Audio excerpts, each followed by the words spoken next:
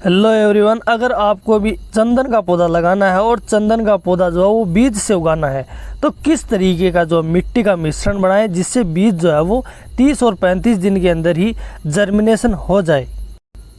अगर आप भी चंदन का पौधा लगाना चाहते हैं और उससे अच्छी आमदनी भविष्य के अंदर आप लेना चाहते हैं, जैसे कि हम अगर एक पौधा लगाते हैं तो हमें जो है वो 12 या 13 साल में जब चंदन का पौधा पूरी तरह से तैयार होता है तो वो 2 लाख रुपए पर पौधा देकर जाता है।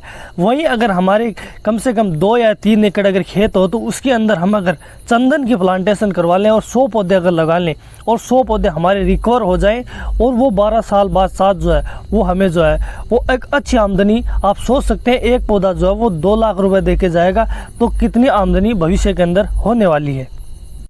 तो साथियों, चंदन का पौधा का बीज जेन्युइन तरीके से 100% किस तरीके से उगाया जाए और प्लांटेशन तक की जानकारी आपको इस चैनल पर प्राप्त होगी, तो इससे आपको जो है वो बहुत कुछ सीखने को मिलेगा। तो इस चैनल से जुड़े और सब्सक्राइब करें। इस वीडियो का टारगेट रहेगा 10,000 लाइक और 10,000 सब्सक्राइबर का, तो कंप्लीट करें, सब्सक्राइब करें और लाइक करें। शुरू करते हैं बीज को जर्मिनेशन करने की प्रक्रिया को।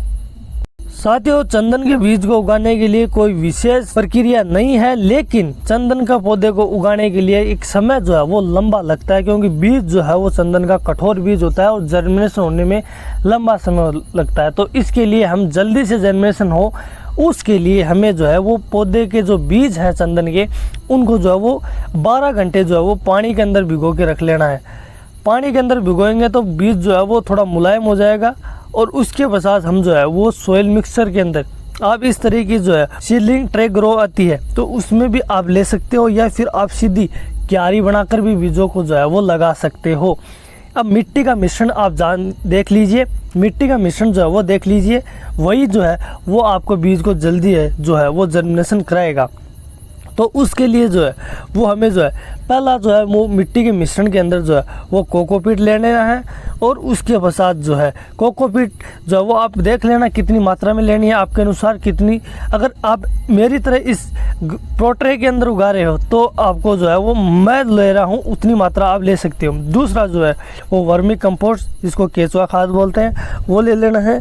और बाद के अंदर जो है वो गार्डनिंग मिट्टी या फिर आपके आसपास के जो पौधों के नीचे जो मिट्टी बसती है उसको ले लो। और उसके पश्चात जो है वो परलाइट और वर्मी कुलाइट, ये दोनों ले लेना है। और जो लास्ट जो है वो है फंगीसाइड दवाई, क्योंकि बीज जो है वो कई बार फंगस का अटैक से नष्ट हो जाता है। तो उसके लिए आप कार्बेंडाजिम और मैनकोजेब का फंगीसाइड पाउडर आता है, सा पाउडर UPL कंपनी का, उसको आप ले लो। उससे इनका जो है वो मिश्रण बना लो अच्छी प्रकार से और प्रो ट्रे के अंदर भर दीजिए। और एक एक बीज जो है वो आप लगा सकते हो, या फिर 2 बीज भी एक जो है खांचे के अंदर लगा सकते हो। ये लगाने के पश्चात हमें जो है वो पानी दे देना है। इतनी हो गई हम बीज लगाने की सॉइल मिक्सर। और अब हम आगे देखेंगे 30 या 35 दिन के बाद का आपको रिजल्ट मैं दिखाऊंगा। तो 35 दिन के पश्चात जो है वो हमारे बीज जो है वो कुछ इस तरीके से जर्मिनेशन हुए हैं और लगभग बीज जो है वो जर्मिनेशन हो गए हैं। इन बीजों के माध्यम से जो हमने इतने पौधे उगा लिए हैं तो इससे जो है वो पौधे कम से कम जो है वो थोड़े बड़े और हो जाएंगे।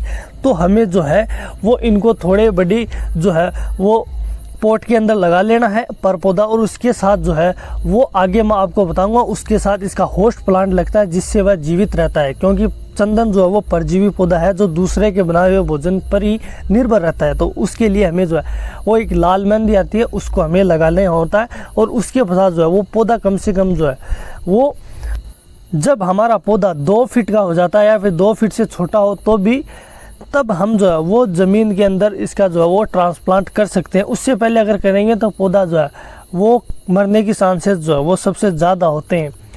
इस तरीके से आगे जो प्रक्रिया चलेगी तो वो मैं आपको जानकारियाँ इस चैनल के माध्यम से अपडेट टू अपडेट जानकारियाँ उपलब्ध करवाता रहूँगा। तो आपको जुड़े रहना है, चैनल से सब्सक्राइब कर लेना ताकि नोटिफिकेशन भी दबा देना है, ताकि जो भी वीडियो आगे आएगी वो आप जो है वो पहली जो है वो देख पाएंगे सबसे पहले। तो इस तरीके से एक बीज की प्रक्रिया समाप्त होती है और उसको उगाने की प्रक्रिया जो है वो आपके साथ मैंने साझा की है। तो आपसे निवेदन है कि आप जुड़े रहें। धन्यवाद। जय हिंद।